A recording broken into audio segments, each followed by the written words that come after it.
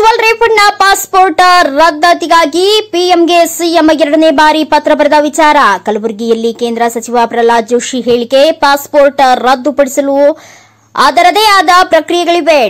Diplomatic passport ರದ್ದತಿಗೆ ನ್ಯಾಯಾಲಯದಲ್ಲಿ file ಮಾಡಲಾಗಿದೆ. ನಾನು ಕೇಳುವ ಪ್ರಶ್ನೆಗೆ ಸಿದ್ದರಾಮಯ್ಯ, ಡಿಕೆ ಶಿವಕುಮಾರ್, ಪರಮೇಶ್ವರ್ ಅವರಿಗೆ ಇದುವರೆಗೂ ಉತ್ತರ ಕೊಡಲು ಆಗುತ್ತಿಲ್ಲ. Prajwal Revanna clipping pen drive ಹೊರಬಂದಿದ್ದು ಏಪ್ರಿಲ್ 21ರಂದು, ಆದರೆ ಪ್ರಜ್ವಲ್ ಹೋಗಿದ್ದು ಏಪ್ರಿಲ್ 27ರಂದು. ಹಾಗಾದ್ರೆ ಅಲ್ಲಿಯವರೆಗೂ ಅವರೇನು ಕತ್ತೆ ಕಾಯ್ತಾ ಇದ್ರಾ? ಹೊರದೇಶಕ್ಕೆ ಹೋದವರನ್ನ ತರುವುದಕ್ಕೆ ಅವರದೇ ಆದ ಪ್ರೋಸೆಸ್ ಇದೆ.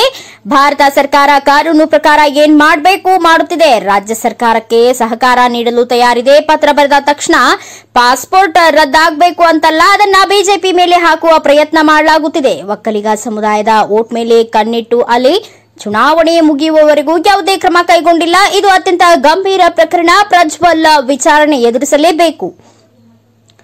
ಅವರು ತಪ್ಪು ಮಾಡಿದ್ದೇ ಆಗಿದ್ರೆ ಕಠಿಣ ಕ್ರಮ ಆಗಲೇಬೇಕು. ಇದರಲ್ಲಿ ಯಾವುದೇ ಅನುಕಂಪ ಇಲ್ಲವೇ ಇಲ್ಲ.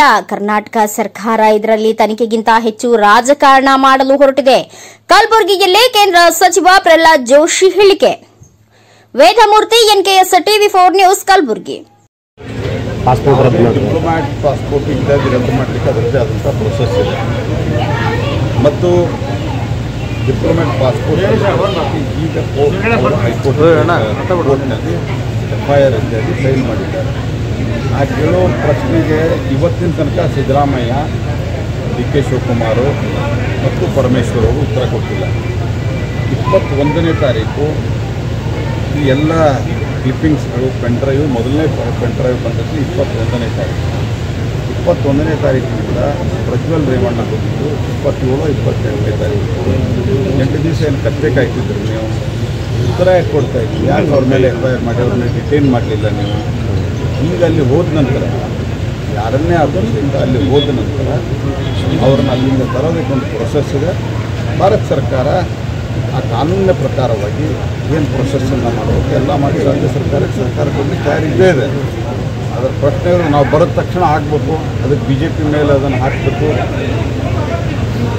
ಈ ಒಟ್ಟಾರೆ ಯಾವುದು ಗೌಡ ಸಮುದಾಯದ ಅಥವಾ ಒಕ್ಕಲಿಗ ಸಮುದಾಯದ ಓಟ್ ಇದೆ, ಅದರ ಚುನಾವಣೆ ಮುಗಿದ ತನಕ ಆ ಪೆನ್ ಡ್ರೈವ್ ಮೇಲೆ ಕ್ರಮ ತೆಗೆದುಕೊಳ್ಳಿ.